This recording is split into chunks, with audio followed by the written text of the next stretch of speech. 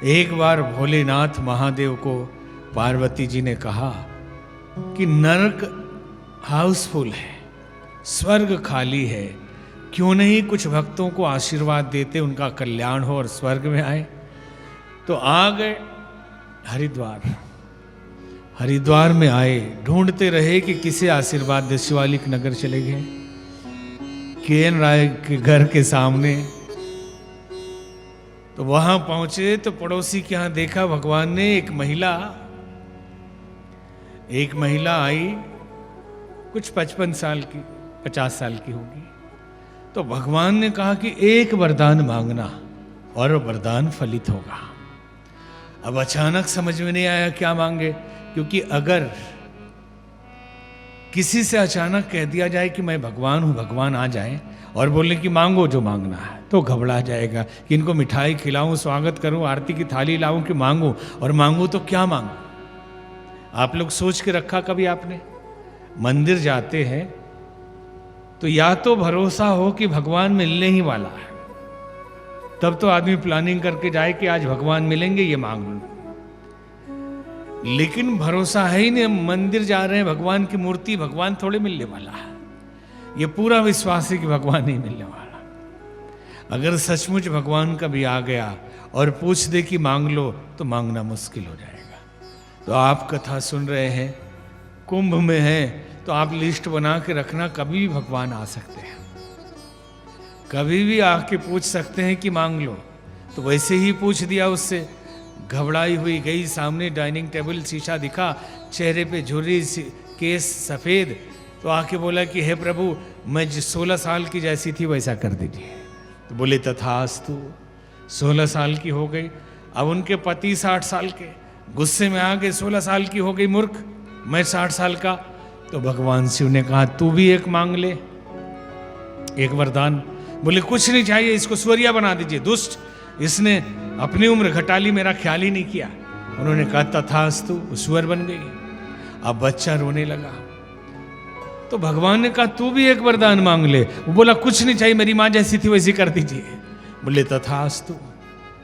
3 वरदान दिया, लेकिन एक भी वरदान फलित नहीं हुआ।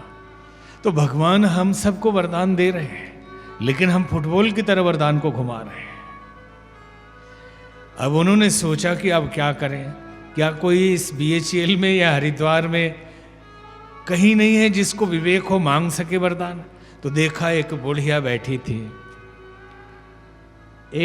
बैठी थी, उससे बोला एक वरदान मांग ले। तो उसने कहा प्रभु एक ऐसा वरदान दीजिए कि 5 मंजिल के मकान पर मेरे नाती पोते सोने की कटोरी में चांदी के चम्मच से खीर खा रहे हो और मैं बिना चश्मे के देखूं। एक वरदान में मांग लिया कि उम्र इतनी दे दो कि नाती पोते सब हो और आंख स्वास्थ्य भी ठीक रहे, मकान भी बड़ा हो, इतना धन हो कि सोने में खाएं।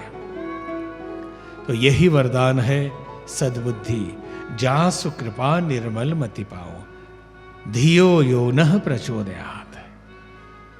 जो सद्बुद्धि दे वो भगवान। लेकिन आज सद्बुद्धि के अभाव में क्या है, पहले के जमाने में आदमी को आदमी से प्यार था, लेकिन आदमी को कुत्ते से प्यार है, आदमी से नहीं है। एक जगह हम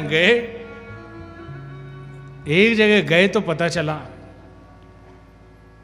कि कोई किडनैप हो गया है, मारा मारी हो रही है, रात को आप नहीं जा सकते बिहार में।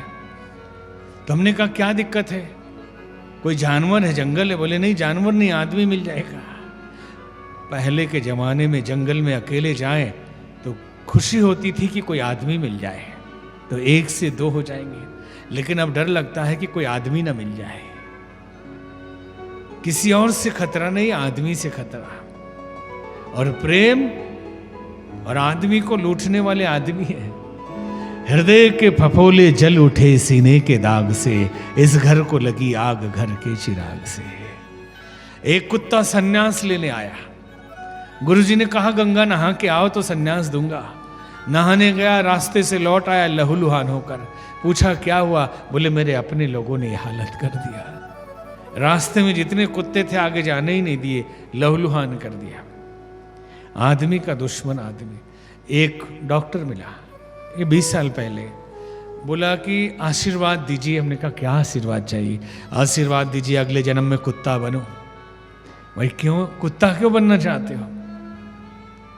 तो उसने कहा कुत्ता में बड़ा आनंद है, गाड़ी पर घूमो, डॉक्टर के यहाँ जाओ, बिस्किट खाओ, विलायती कुत्ता, देसी नहीं।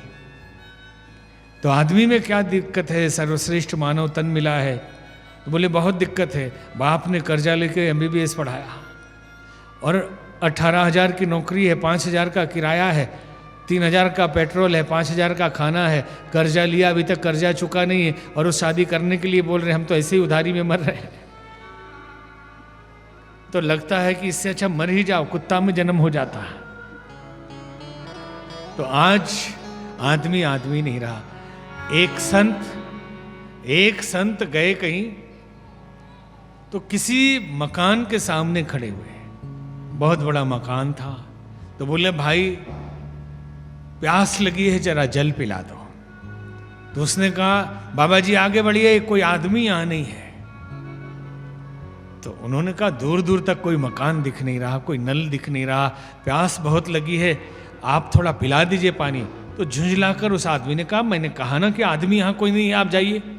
तो बाबा जी बहुत हंसे, बोले देखने में आप भी आदमी जैसे लग रहे हैं, अगर आप आदमी नहीं है तो थोड़ी देर के लिए बन जाइए आदमी, प्यास लगी है पिला दीजिए। तो आदमी डॉक्टर हो गया, इंजीनियर हो गया, प्रोफेसर हो गया, बहुत कुछ हो गए, लेकिन आदमी नहीं हो पाए। तो आज कुत्ता कुत्ते की मदद कर देता है। हमने एक इंग्लैंड की घटना सुनी कि एक कुत्ता जाता था ब्रेड लाने, पर्ची वहां फंसा देते थे, उतना ब्रेड लटका के लाता था। 2 दिन के बाद आधा ब्रेड आता था। तो मालिक को कुत्ते पे इतना भरोसा है कि ये खाया नहीं होगा, जाके देखा एक दूसरा कुत्ता बीमार था, उसको दे के आता था, और 2 दिन के बाद फिर पूरा ब्रेड आने लगा। तो कुत्तों पे भरोसा है, आदमी पे नहीं।